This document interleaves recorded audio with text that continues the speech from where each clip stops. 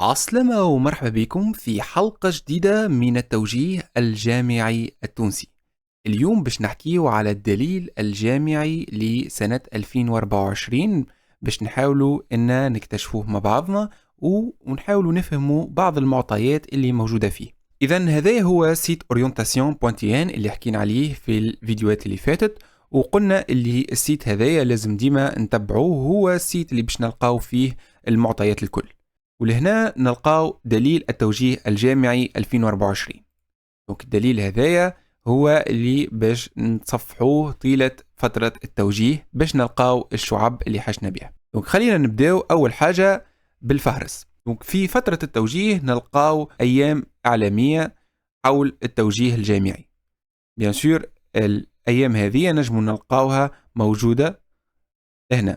ولا دونك لهنا عنا الأيام الإعلامية الجهوية حول التوجيه الجامعي بالنسبة للشمال للوسط وللجنوب. دونك نجم نشاركوا في الأيام هذه باش نحاولوا أن ناخذوا أكثر معلومات. ملاحظة مهمة كذلك اللي طاقة الاستيعاب ما هيش موجودة في الدليل التوجيه الجامعي في الفترة هذه. في الفترة اللي هبطت فيها يعني تقريبا في جوان توا مازالت ما هبطتش طاقة الاستيعاب لكل شعبة. دونك لهنا نلقاو ملاحظة اللي طاقة الاستيعاب باش تتزاد في 19 جويلية 2024. دونك حتى كي نمشيو نشوفوا نعملوا طلع على الاختصاصات لهنا ما نلقاوش طاقة الاستيعاب. دونك كما قلت لكم لازم ديما نكونوا على باج، ووقت اللي يتحين الدليل التوجيه الجامعي لازمنا نعاودوا نشوفوه باش نشوفوا طاقة الاستيعاب، واللي هي مهمة برشا وتأثر كذلك على اختياراتنا. كيف لهنا فما تقريبا كذلك أيام إعلامية بمدينة العلوم، وعن بعد كذلك يمكن طرح الأسئلة. في الصفحة هذه نلقاو مثلا المراحل التوجيه الجامعي. نلقاو في المرحلة الأولى الحصول على كلمة العبور، واللي في المرحلة هذه وقت اللي أنا نصور فما بلاغ هبط نجموا نبعثوا SMS باش نتحصلوا على كلمة العبور. تنجموا تلقاو البلاغ هذا على الباج اللي موجودة لهنا حاملي البكالوريا. ولا وكلمة العبور هذه تصلح لنا باش بعد نجموا نعمروا ورقة الاختيارات وتنشوفوا مع بعضنا بعد في الكتاب ورقة الاختيارات. من بعديك نجيو المراحل التوجيه. أول مرحلة في التوجيه اللي هي نجموا نلقاوها اللي هي قراءة دليل التوجيه الجامعي. لازمنا نتعرفوا على جميع المجالات ونتعرفوا كذلك على جميع الفرص المتاحة لنا اللي نجموا نتوجهوا لها. من بعديك نتحصلوا على كلمة العبور اللي من خلالها باش نجموا نعمروا بطاقة الاختيارات، ومن بعديك الاختيارات متاعنا ونختاروا عبر الموقع orientation.tn. لهنا باش يحكينا أكثر على كلمة العبور وعلى الإرسالية القصيرة اكسترا.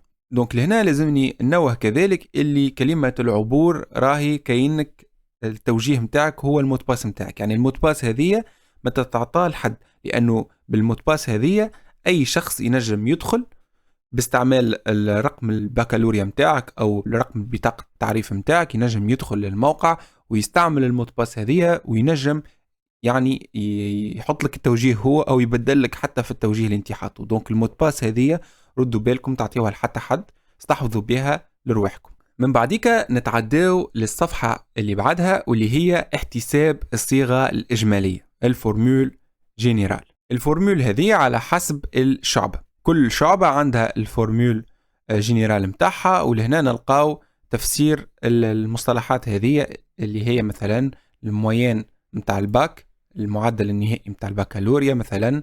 هنا نلقاو بار اكزومبل الاراب، فيلو، استوار جيو، فرونسي، انجلي، اكسترا. دونك لهنا نلقاو الجدول هذا نجمو نحسبوا الفورمول جينيرال متاعنا على حسب الشعبة متاعنا. والفورمول جينيرال متاعنا باش تصلح لنا باش بعد نعرفوا اسكو الاجازه اللي باش نختاروها والا الاختصاص اللي باش نتوجهوا له من بعديك نخلطوا له في سكور والا لا.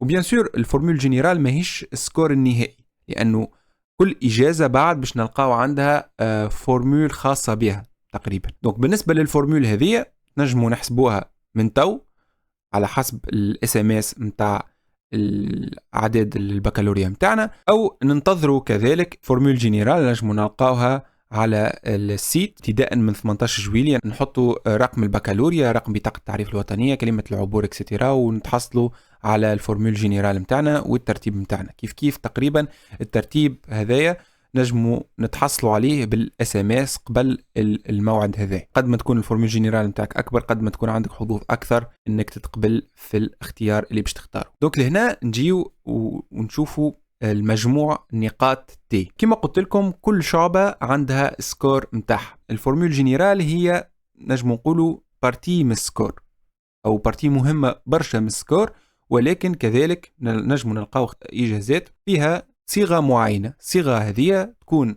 الصيغة الإجمالية الفورمول جينيرال متاعك بلس معدل أعداد وإلا عدد في مادة معينة. هذا اللي باش يعطينا مجموع النقاط أو سكور اللي باش يخلينا نمشيو للإجازة هذيك. دونك باش نزيدو نفهموا أكثر شوية شنو هو النقاط تي، خلينا نهبطوا شوية للإجازات لهنا. مثلا نلقاو بار اكزومبل صيغة الاحتساب مجموع النقاط اللي نحكيو عليه. دونك نلقاو لهنا فورمول جينيرال اللي هي كيما حسبناها على حسب الشعبة متاعنا، بلس عدد مثلا في الماتير اونجلي. مثلا اذا الفورمول جينيرال متاعي مثلا 100، باش نزيد نجمع معاها العدد اللي خذيته في الانجلي في البكالوريا. مثلا خذيت 15، 100 مع 15، دونك لهنا مجموع النقاط نتاعك 115. بيان سور هذوما لي فورمول هذوما ديما يتبدلوا على حسب الاختصاص اللي باش تختاروا. وهكا علاش بعد كي نختاروا الاختصاصات السكورات هذوما على كل يعني اجازه باش يكون عندك سكور معين. دونك توا نحكيو على التمثيل الجغرافي، واللي هي حاجه مهمه برشا انه نعرفوها، خاصه للتلامذه سكور يكون يعني متوسط او ضعيف شويه. دونك التمثيل الجغرافي مهم، اللي هو بونوس ينجم يعاوننا باش نمشيو للإجازة اللي احنا نحبوها وتكون قريبة كذلك من المعهد الأصلي متاعنا. دونك خلينا نفهم وش معناتها تمثيل جغرافي. مثلا انت قريت في معهد موجود في ولاية معينة، الولاية هذه فيها كليات أو جامعات اللي انت تنجم تمشي لها. مثلا انت عندك اختصاص معين وموجود في كلية أو في جامعة، الكلية هذه أو الجامعة موجودة في الولاية متاعك. دونك أنت تتمتع بالتمثيل الجغرافي اللي هو 7%، واللي هو نزيدوه المجموع النقاط متاعنا، وبالتالي السكور متاعنا يزيد يطلع وتزيد فرصة القبول في الاختيار هذاك. ولكن في حالة أنه ما عناش مثلا كلية ولا جامعة في الولاية متاعنا في الاختصاص أو في الإجازة اللي احنا نحبوا نمشيو لها، وقتها باش نشوفوا أقرب ولاية. مثلا الولاية متاعي ما فيهاش الاختصاص، شنية أقرب ولاية فيها الاختصاص هذاك، وفي الولاية هذيك أو في الجامعة هذيك نجم نتمتع بالتمثيل الجغرافي. ولهنا نلقاو جدول المسافات باش نعرفوا أن هي أقرب ولاية اللي لازمنا نثبتوا فيها. ايش معناتها؟ معناتها إذا نحن بار اكزومبل نسكنوا في تطاوين، وفي تطاوين مثلا ما عندناش الجامعة اللي نحن نحبوا نمشيو لها، نجيو المدنين ونشوفوا فماشي جامعة فيها الإجازة اللي احنا نحبوا نمشيو لها. إذا فيها الإجازة هذه دونك نتمتعوا بالتمثيل الجغرافي. وهكذا يعني نجموا الإكزامبل هذا نجموا نابليكيوه في أي ولاية أخرى. كيف لهنا لازم نقولوا اللي التمثيل الجغرافي ما هوش صالح في أي إجازة، يعني مش أي إجازة فيها التمثيل الجغرافي فيها البونوس هذا. نجموا نلقاو لهنا الشعب اللي فيها التمثيل الجغرافي.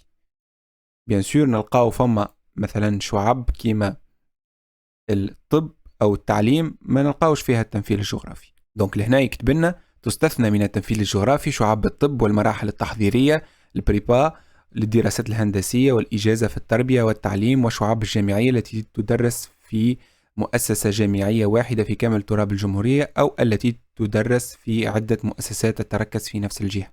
يعني ملخص الحديث، لازم الشعبة اللي احنا نحبوا نمشي لها وباش نتأكدوا اللي هي نجموا نتمتعوا بالتمثيل الجغرافي لازمها تكون موجودة في الليستة هذه شعب التمثيل الجغرافي، ولازم تكون يا في الولاية متاعنا يا في أقرب ولاية تقرب لنا. والولاية متاعنا هي على حسب المعهد اللي نحن قرينا فيه. انت قريت في معهد ماهوش في الولاية وين تسكن، الولاية متاعك بالنسبة ليك هي المعهد اللي قريت فيه أو مركز الامتحانات. يعني مش كان المعهد الأصلي للمترشح ينجم يكون كذلك مركز الامتحانات. إذا نتعداو للتعمير الورقة أو بطاقة الاختيارات. بعد المعلومات هذه لازم نعرفوها، وحتى ولو نعرفوها لازم نتأكدوا اللي نحن فاهمينها. دونك كما قلت لكم كل مترشح عنده دورة معينة لازم يشارك فيها، حكينا فيها في الفيديو اللي فات بأكثر تفاصيل. لازم نحترموا أجال تعمير البطاقة، وماذا بينا لهنا ولهنا لازم ننوه الملاحظة مهمة برشا. تقريبا السيت ينجم يكون محلول ل3 4 أيام مثلا في الدورة اللي انت باش تشارك فيها. من المهم انه ما نخليوش تعمير الاختيارات متاعنا لاخر نهار. علاش؟ لانه ينجم يجي في لحظة، يعني في وقت ذروة في الساعات الأخيرة مثلا، وتلقى السيت طايح أو تلقى السيت ثقيل أو تقص لك الانترنت وقت اللي انت تعمر، دونك نجم تصير لك مشكلة أو ما تخلطش انك تعمر الاختيارات متاعك، وبالتالي لا سمح الله تنجم تتأجل للدورة اللي بعدها. وبالتالي ماذا بينا نعمروا الاختيارات في متسع من الوقت قبل آخر نهار كان لزم، وكذلك نتأكدوا اللي الاختيارات متاعنا تسجلت. كيفاش نتأكدوا اللي الاختيارات متاعنا تسجلت؟ بعد ما تسجل اختياراتك وتجيك تقول لك راهو الاختيارات يعني تم التسجيل بنجاح، باش تعمل اكتواليزي للباج وتتأكد اللي الاختيارات متاعك مازالت مسجلة. وتنجم كذلك ديكونكتي، يعني تسجل الخروج متاعك وتعاود تدخل وتتأكد اللي الاختيارات متاعك قاعدة ترافيها. كذلك أهم حاجة لازمك تعمر على الأقل 6 اختيارات، لأنه إذا تعمر أقل من 6 اختيارات الورقة متاعك ملغاة. وكل ما تجي تعمر البطاقة متاعك شنو تعمل أنت؟ باش تاخو الرمز اللي في الشعبة متاعك، دونك الرمز اللي هو موجود قدام كل شعبة باش تجي تكتب لهنا الرمز، وكي تكتب الرمز باش يطلع لك اسم الشعبة، تثبت من اسم الشعبة والمكان، لأنه الرمز هذاك على حسب المكان. مثلا أنت تجي باش تختار الإجازة، مثلا إجازة في الهندسة المدنية، لهنا الإجازة هذه نلقاوها في برشا معاهد موجودة، في برشا مؤسسات، وكل مؤسسة موجودة في ولاية أو في منطقة معينة، وبالتالي الرمز اللي باش ناخذوه نحن باش ناخذوه على حسب الجامعة وكذلك الولاية اللي باش نقراو فيها. مثلا إذا أنا باش نشارك في الإجازة هذه في رادس باش نحط الرمز هذا، مش أي رمز نحطه قال شنو معناتها نفس الإجازة. لازم نتأكدوا اللي الرمز على حسب يعني المؤسسة اللي نحن نحبوا نشاركوا فيها. بعد ما نعمروا ورقة الاختيارات باش نلقاو النتائج موجودة على حسب الدورة متاعنا. دونك لهنا نلقاو النتائج لكل دورة. دورة المتفوقين النتائج متاعها تكون 9 جويلية، والدورة هذه تبدأ في 5 جويلية. بيان سور لهنا نلقاو الشروط باش نجموا نشاركوا كذلك في الدورات هذه. مثلا باش نجموا نشاركوا في دورة المتفوقين لازم مثلا تكون عندنا المعادلات التالية. دورة المتفوقين بالنسبة لشعب الرياضيات والعلوم التقنية والعلوم التجريبية والاقتصاد والتصرف وعلوم الإعلامية لازم المعدل النهائي في البكالوريا يساوي 16 فما فوق. هذه بالنسبة للشعب هذه. بالنسبة لشعبة الآداب المعدل يكون 14 فما فوق، يعني إذا أنت معدلك 14 فما فوق في الآداب أو في شعبة أخرى ومعدلك 16 فما فوق، أنت تشارك في دورة المتفوقين، واللي هي كما قلت لكم تبدأ في المواعيد هذه.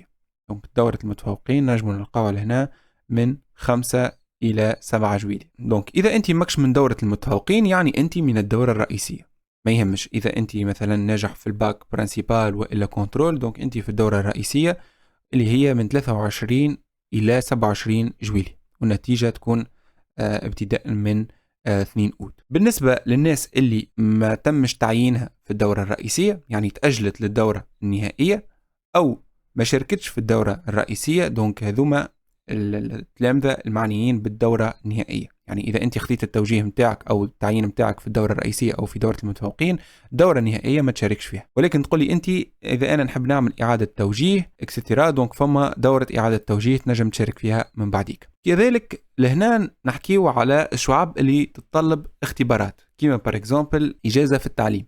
إجازة في التعليم طلب اختبار، والاختبارات هذه نجم نلقاو عليها تفاصيل على حسب المؤسسات وكذلك على حسب الشعب. كي نجيو نختاروا الاختصاص اللي نحن حشنا به نجم نلقاو بار اكزامبل لهنا تتطلب اختبار ولا لا. دونك نجم نلقاو لهنا مثلا إجازة في التربية والتعليم شعبة تتطلب اختبار. ولهنا كذلك نجم نلقاو شروط أخرى، مثلا لهنا يقولك السن القصوى 21 سنة في غرة أكتوبر، يعني نجم نلقاو شروط حتى بعد وقت نختاروا الإجازة. كيف نجم حتى نلقاو مواد الاختيارية اللي اخترناها، مثلا اللغة الاختيارية اللي اخترناها تنجم كذلك تدخل في الشروط. مثلا نجمو نلقاو مثلا شعب اللي هي تقرب أكثر للسيونس، نلقاو فيها مثلا لازم تكون عندك مادة سيونس مختارها بالنسبة مثلا لشعبة الأدب، وكذوما جوست معلومات سوقهم للناس اللي نجم تستفيد منها. كيف مثلا لهنا نجمو نلقاو شرط عدد في مادة الرياضة في البكالوريا لازم يكون أكثر أو يساوي من 16، ولهنا فما اختبار طبي. دونك لهنا المعلومات هذوما الكل نلقاوهم، راهو معناتها اختبار طبي نجمو نتصفحوا دليل التوجيه الجامعي ونلقاو المعلومات اللازمة للحاجات هذه. دونك هكا علاش نقولكم الدليل التوجيه الجامعي لازم نقراوه، مش نمشيو كان للإجازات اللي حشنا بها. دونك لهنا مثلا نلقاو قائمة الشعب اللي تتطلب اختبارات: علوم موسيقية، مسرح، هندسة الصوت، هندسة وتقنية الصوت، الوساطة والتنشيط، سينما والسمع البصري، سياحة، تربية والتعليم، الصحافة، علوم التمريض، اكسترا. دونك لهنا نوصلوا الملاحظة قد تكون هي ماهيش مهمة وقت الاختيارات، لازم نكونوا في بالنا بالحاجة هذه. إذا عندنا مثلا شعبة فيها عدد بقاع معين، مثلا نقولوا 40 بلاصة، والتلامذة ما توجهوش للإجازة هذه، يعني ما لقاتش قبول من التلامذة، وبالتالي عدد اللي توجهوا لها مثلا أو طلبوها قليل برش، يمكن العدد هذايا مثلا أقل من العدد الأدنى اللي الوزارة تكون فرضته. دونك الوزارة لهنا يقول لك يمكن غلق في الحالة هذه إجازة هذيك أو الاختيار هذاك وإسناد تعيين آخر للمترشحين. يعني قد يكون فما اختصاص الناس ما توجهتلوش برشا، كي نقول ما توجهتلوش يعني نجموا يكونوا مثلا ما نجموش يعملوا كلاس، دونك نجم الوزارة تقرر انها تسكر الاختيار هذاك، وبالنسبة لك انت يتم اختيار يعني الاختيار الموالي في بطاقة الاختيار. المعلومة هذه تنجم تعطينا معلومة انه بعد ما يتم عملية تعيين كل طالب بالسكور متاعه فما مراجعة للنتائج هذه، ومن خلالها يتم مراجعة التعيينات للطلبة أو التلامذة على حسب التوجه متاعهم. يعني كما قلت لكم لهنا إذا بار اكزومبل أنا باش يوجهوني أو باش يعينوني الاختياري الموالي، دونك لهنا لازم تعاود تصير الحسابات هذه الكل اللي هي تعيين التلامذة الكل إجازة. المعلومة دي ما تفيدناش الحقيقة برشا، دونك جوست حاجة انه ناخذ عليها فكرة علاش مثلا نجمو الشعبة تتسكر بطريقة يعني ما نفهموهاش. المهم المعلومة هذه تعدت علينا وفاهمين شنية هي بالضبط. دونك لهنا نحكيو شوية على الدورة النهائية. برشا يسألوا على الدورة النهائية، نجم نشارك في الدورة النهائية ولا لا؟ دونك كما قلنا الدورة النهائية هي تهم المترشحين اللي شاركوا مثلا في الدورة الرئيسية وما خذاوش تعيين، يعني ما خلطوش للاختيارات اللي هما مثلا اختاروها، او المتغيبين عن المشاركة في الدورة الرئيسية، يعني ما نجمتش تشارك او ورقتك ملغاة في الدورة الرئيسية، دونك انت تنجم تشارك في الدورة النهائية. دونك لهنا كذلك نلقاو بعض المعلومات اللي في دورة إعادة التوجيه. فما شعب مثلا انا اخترت اختيار ولقيت بعد باش يصير تحيين لكتاب التوجيه ويهبطوا لي سكور جدد متاع 2024، وقتها انا مثلا نحب نعمل اعاده توجيه على خاطر لقيت اللي فما شعب انا نحبها ولقيت اللي سكورها طاح وانا ما مشيت لهش. دونك في دوره اعاده التوجيه مش الشعب الكل او الاجازات الكل نجم انا نمشي لهم، لانه فما الشعب اللي فيها اختبارات او الاجازات اللي فيها اختبارات هذيك مستثنات من دوره اعاده التوجيه. دونك فما إجازات تتنحى ديجا في دورة إعادة التوجيه ما نجموش نشاركوا فيها. وهكا علاش نقول لكم اللي الدورة اللي نحن نشاركوا فيها مهمة برشا، لأنه إذا أنا نكتشف من بعد أنا نحب نعمل إجازة أخرى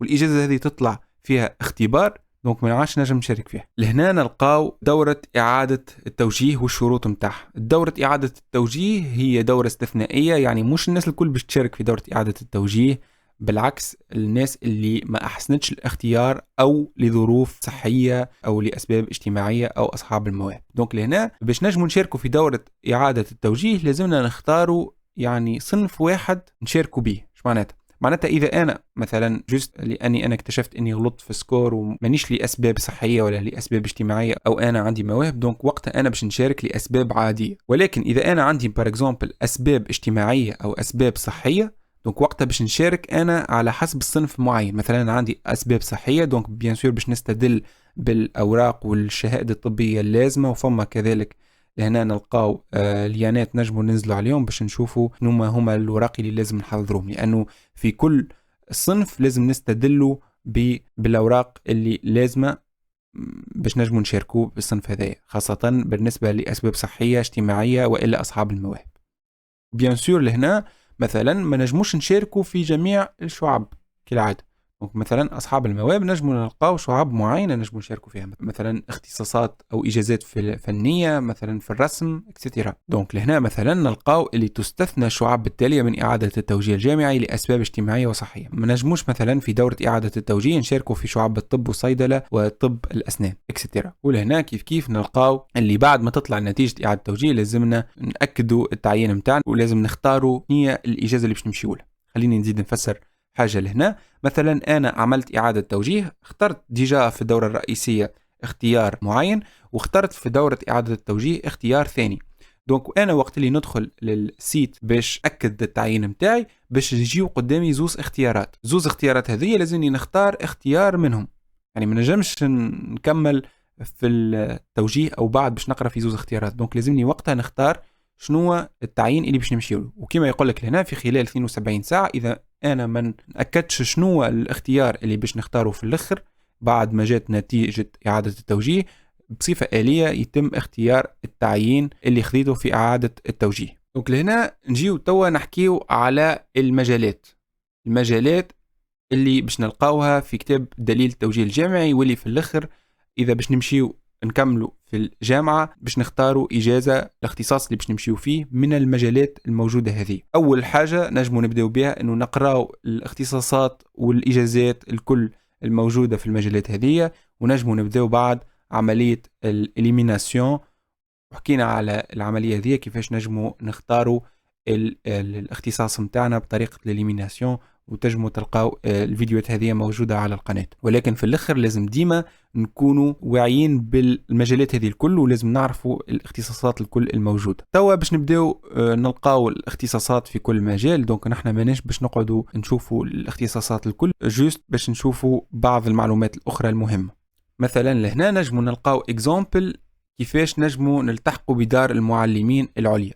ولهنا كما قلت لكم في وسط الاختصاصات هذه نجموا نلقاو معلومات مهمة برشا على حسب المجال اللي نحن نحبوا نمشيو له. دونك لهنا نلقاو تفاصيل أكثر على حسب الجامعة أو المؤسسة اللي احنا نحبوا نمشيو لها. حاجة أخرى كذلك لازم ننبه لها خاصة في التوجيه، واللي برشا تلامذة تركز أكثر على المؤسسة والجامعة أكثر منه التخصص. وأنا ديما نركز أنه أنت في الآخر في عملية التوجيه باش تختار تخصص أكثر منه إجازة، لأنه الإجازة هي اسم في الآخر، يعني اسم إجازة، مثلا إجازة في العلوم الاقتصادية، ولكن أنت في الآخر الإجازة هذه فيها اختصاص معين اللي الأكثرية أنت على حسب الاختصاص هذا أنت بعد باش تواصل وباش تخدم في الاختصاص هذاك. دونك على ذاك أنا ديما نقول اللي التوجيه هو اختيار اختصاص أكثر منه جامعة. وهك علاش لازم كي نختاروا الجامعة نشوفوا الاختصاصات هذه شنية.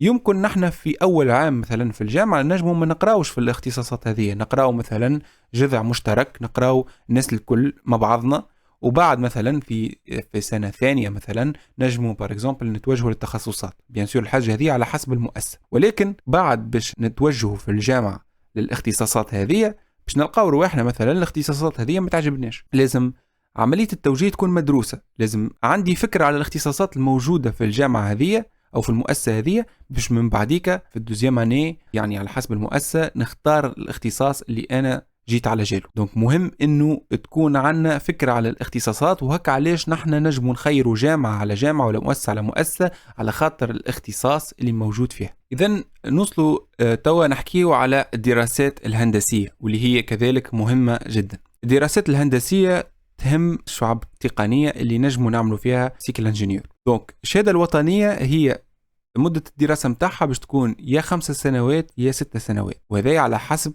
المسلك اللي انت باش تاخذه. دونك مثلا نجم تتخرج مهندس في 5 سنوات إذا تتعدى بالمرحلة التحضيرية. فما مرحلة تحضيرية البريبا اللي هي تقعد عامين، فما البريبا وفما البريبا انتجري، وهذوما حكينا الفرق بيناتهم في فيديو خاص على الحاجة هذه. بيان سور فيها مواد معينة مش باش ندخلوا في التفاصيل، ولكن كذلك كما فما البريبا فما كذلك الإجازة. نجم تقرأ سيكل انجينيور وتتخرج مهندس بعد 6 سنوات. تقرأ إجازة 3 سنوات وبعد تقرأ يعني مرحلة هندسية 3 سنوات. بيان سور مش الاختصاصات الكل تنجم تمشي فيهم سيكل انجينيور، كما قلت لكم لهنا يقول لك الطلبة المحرزين على الإجازة الوطنية في الاختصاصات العلمية والتقنية في إطار نظام الإجازة والماجستير.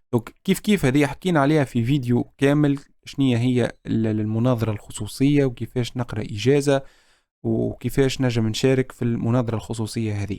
ولكن أهم حاجة لازم نعرفوها في الفيديو هذايا، لازم نعرفوا اللي فما جامعات أو مؤسسات نجموا نقراو فيها إجازة أو نجموا نقراو فيها مرحلة تحضيرية مندمجة بريبا انتجري ونكملوا فيها سيكل انجينيور. يعني مثلا لهنا نلقاو قائمة المؤسسات اللي فيها بريبا انتجري.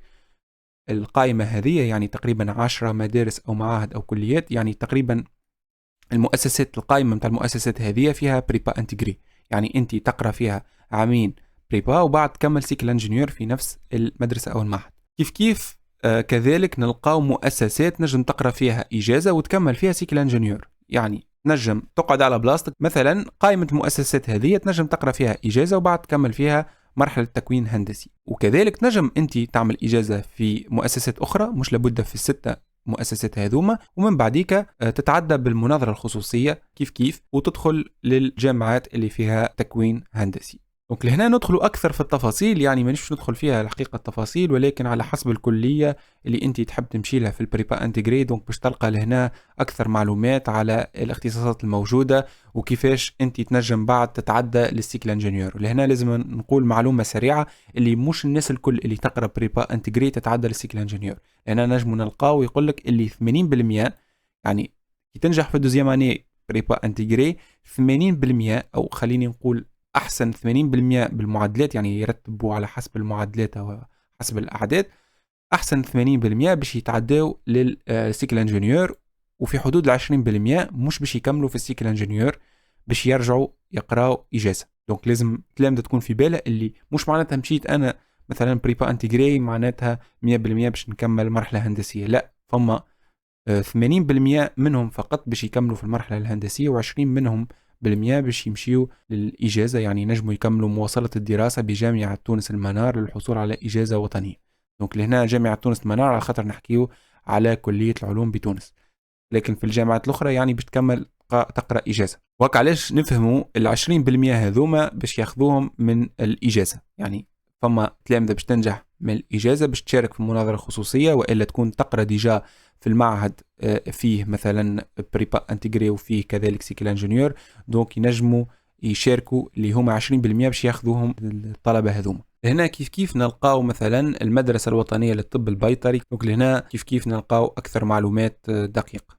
كيف كذلك فما معلومات أخرى نجموا نكتشفوها، واللي هي مناظرة إعادة التوجيه اللي هي تصير في مارس 2025، واللي نجموا نشاركوا فيها في شعاب أخرى معينة. وفما كذلك عدد من التلامذة تخير انها تشارك في اعادة التوجيه. بيان سور تلقاهم مشاو وقراو في الجامعة وكذلك يحضروا الامتحانات هذه باش ينجموا يعملوا اعادة توجيه لشعب اخرى.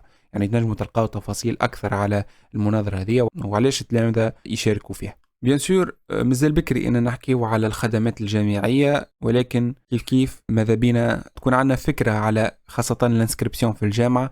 بعد ما تكمل عملية التوجيه والتعيين نحكيو على عملية التسجيل في الجامعة، واللي هي تتم عبر موقع www.inscription.tn. باش نسجلوا بالموقع هذا باستعمال معرف، ومن بعديك باش نخلصوا الجامعة عن طريق السيت هذايا. خلاص الجامعة ينجم يكون مقسم على مرتين. المبلغ ترسيم يعني مبلغ يعني على حسب الجامعة، ولكن ينجم يكون 100,000 90,000 100 وشوية. في حدود المبلغ هذا يكون الانسكريبسيون، يعني المبلغ تسجيل في الجامعة، وينجم يكون مقسوم على مرتين. سمستر الأولانية تنجم تقسم المبلغ هذا على 2 سمستر، وكل سمستر تخلص المبلغ هذاك. والإخلاص يتم عبر كارت اللي نجموا نستعملوها أودينار جون، والكارت هذه ناخذوها من البوسطة. نجموا ناخذوها على بكري لأنه يصير ازدحام عليها في الفترة الأخرى، خاصة يعني بعد نجم حتى تجي فترات ما تلقاهاش الكارت هذه، نظرا لأنه تلامذة الكل باش تاخذ الكارت هذه.